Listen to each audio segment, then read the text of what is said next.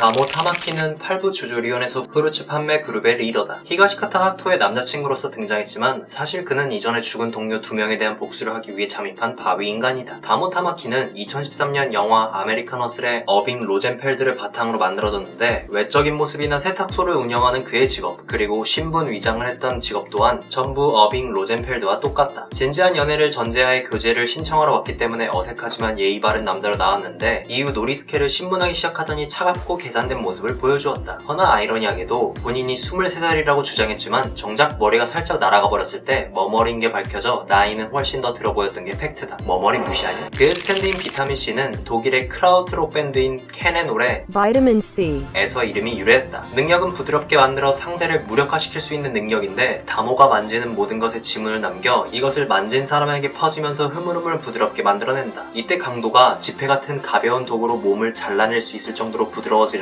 가까운 곳과 좁은 공간에서 능력을 발휘하기 좋은 스탠드다. 게다가 부드러워진 상태에선 움직일 수도 공격할 수도 없으며 각각 개인마다 변화되는 속 다모가 조절할 수 있다. 킬러킨이나 소프트 앤 웨트보다 더 빠른 스피드를 갖고 있지만 신체 능력이 약한 편이고 원거리 공격에 취약하며 비타민C의 사정거리에서 벗어나면 능력은 해제된다. 타인이 어떤 것을 하는지 관심 없고 진지하게 본인의 목적을 위해 수단과 방법을 가리지 않는 무자비한 성격이다. 그는 본인이 가진 힘으로 사람들을 고문하고 굴욕감을 주면서 다양한 사물들을 이용해 즐거움을 채우는 변태 같은 성격도 갖고 있다. 게다가 그는 성질 또한 급해서 분노를 주기적으로 표출하고 타인을 고문하고 죽이는데 거리낌이 없다. 그리하여 하토의 남자친구였던 것은 전부 거짓말이었고 그녀의 가족과 함께 그녀를 죽이려 했으나 아이러니하게도 조스케가 굴린 스노우볼이 하토를 자유롭게 만들어 얼굴에 직격탄을 맞아 궁지에 몰리자 아까 죽이려고 했던 마음은 어디 갔는지 갑자기 살려달라고 간청하면서 치졸함의 끝을 보여주었다. 으이그. 야기야마 요치우는 조조리온에서 가장 먼저 등장한 바위 인간이다. 인간의 나이는 28살, 대외적으로 밝혀진 직업은 건축가. 또한 히가시카타 가문의 집을 리모델링한 인물이라 집을 쉽게 잠입해서 들어왔다. 그도 바로 전에 설명한 다모 타마키가 진두지휘하는 후르츠 판매 그룹원 중 한 명인데 다모와 달리 사회적인 지위를 원했다. 그는 히가시카타 가문이 전해져 내려오는 병에 대해 잘 알고 있었는데 장손이었던 츠루기의 두려움을 이용해 집에 들어온 지 얼마 안 된 조스케를 함정에 빠뜨리도록 지시했다. 그러나 계획이란 건 건축물과 달리 완벽하게 설계가 되지 않는 것처럼 조스케를 죽이기 위한 계획이 실패하자 관련 없던 야스오를 미끼처럼 이용해 인질로 잡아 조스케를 빡치게 만들었다. 허나 아이러니하게도 자신이 땅 그 자체라고 하여 승리를 예상했던 것과 달리 조스케와 노리스케의 능력으로 그물에 꽁꽁 묶여 어떻게 해야 할지 고민하다가 결국 2부에 나오는 그 녀석처럼 생각하기를 그만두었다. 병신. 아이머 록은 야기야마 요추의 스탠드로 멀리 이동할 수 없어서 능력 범위도 짧은 근거리형 스탠드인데 파워가 약해 전투 방식이 대놓고 맞서기보다는 비열하게 몰래 숨어서 서서히 조여 죽이는 것을 택한다. 능력은 요추유가 누군가를 만지면 이후 지정한 물체를 자연스럽게 달라붙게 만드는 3부 바스테트 여신의 능력이나 7부 디포시 러브트레인과 비슷한 능력이다. 이때 작중에서 사용된 물체들은 화분, 밤송이, 농약통이다만 여러 개를 동시에 만져서 능력을 쓰는 것은 불가능하고 한 번에 하나의 물체만 가능하다. 바위 인간이다 그러하듯이 이상하게 인간에 대한 열등감을 가지고 있는지 야심이 차고 넘쳐나는데 유독 요치유가 더 이런 면이 돋보였다. 타인이 이룬 부와 명예를 본인의 것으로 착취하려 했고 또한 무고한 사람을 마음대로 죽여가며 신분을 세탁했다. 더군다나 다모에 비해 대외적으로 인간들을 자주 만나 친근한 척 다가가 친밀함을 형성했지만 정작 본래의 모습은 계산적이며 이익을 확실하게 취하고 싶어했다. 싸움에서도 이러한 성격이 나타났는지 분석과 전술을 통해 상대의 움직임에 따라 대처하는 방식을 보여주었다. 그러나 신기하게도 바위 인간들끼리도 우정과 동질감이 존재했는지 아이쇼가 긴 수면에 취하고 있었을 때 떠내려가는 그를 깨워주며 동정심을 표한 모습은 인간과 비슷했지만 이것만으로 그가 착한 것은 아니기 때문에 아우 팍시. 다이넨지야마 아이쇼는 로카카카 카르텔 멤버 가운데 한 명이다. 야구장에서 일하는 직원이자 로카카카를 직접 판매하러 다니는 딜러인데 실체는 바위 인간이다. 다른 바위 인간들과 달리 순진한 구석이 있어서 유일하게 인간 여자친구와 사귀었던 과거 모습이 회상되었다. 이때 진심으로 전 여자친구를 사랑한 듯 했지만 원래 사랑이 있는 세계는 배신과 이별도 있는 법이라 그가 수면기에 들어갔을 무렵 본인의 집에 다른 남자를 데리고 와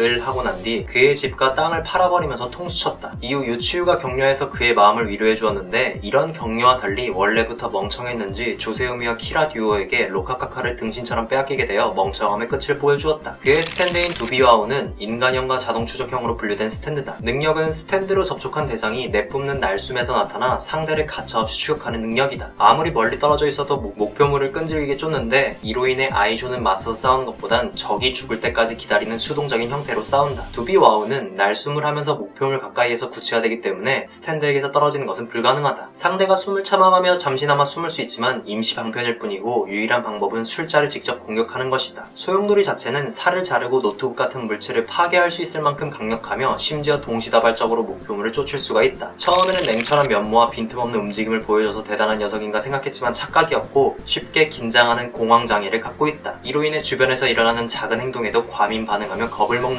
허나 이런 조심스러운 성격의 촉은 좋았는지 본인을 추격하고 있다는 것을 눈치채면서 빠르게 스탠드를 써서 대처하는 모습을 보였는데 인간과 바위인간의 연애가 끝까지 이루어질 수 없는 환상처럼 그의 최후도 환상에 의해서 버스에 치여 결말을 맞이했다. 에이펙스 형제도 후르츠 판매 그룹에 소속된 바위인간들이다. 이 중 형은 로카카카의 행방을 알아내기 위해 카레라를 수소문하고 있었고 동생은 길거리에서 리프팅 묘기를 보이며 대조적인 모습을 보였다. 다른 바위인간들처럼 무고한 시민들을 건드리지 않고 대화로 풀어나가는 좀 다른 녀석들 같아 보였지만 역시나 페트와 매트처럼 사고를 치자마자 빠르게 지멋대로 수습하고 빤스런했다. 이 형제는 형이 두 사람의 의견을 대변하고 동생은 말수가 적어 사고를 친 동생이 형에게 기대는 것 같아 보이는데 정작 능력을 이용하여 전투할 때는 하나의 몸처럼 좋은 팀워크를 나타냈다. 허나 조조 시리즈에서 형제들은 언제나 합이 맞질 않아 끝이 좋질 않았는데 이 형제도 이전에 세워놓은 플래그를 피해갈 수 없었다. 슈트키 넘버원은 오른쪽에 귀걸이를 달고 있는 형의 스탠드다. 능력은 왼손으로 만진 물건을 오른 바위손으로 옮길 수 있는 능력이자 고체나 액체 기체도 이동시킬 수 있다. 이로 인해 왼손을 축구공 안으로 넣어 슈트키 넘버2의 능력으로 옮겨 콤비네이션 공격을 펼칠 수 있다만 근접형 스탠드임에도 불구하고 근접전이 약한 게 어처구니가 없다. 왼쪽에 귀걸이를 달고 있는 동생의 스탠드다. 능력은 공 안에 있는 인형 같은 작은 스탠드가 독가스를 발생시키는 능력이다. 이 가스는 사람의 피부를 손쉽게 녹여버릴 수 있고 짧은 노출에도 숨쉬기 어려운데 완전히 노출되면 사람을 죽일 수 있는 치명적인 위력을 갖고 있다. 하지만 혼자서는 아무것도 할 수 없기 때문에 형의 스탠드에 의존해서 공격을 해야 하는 특징을 갖고 있다. 끝났다.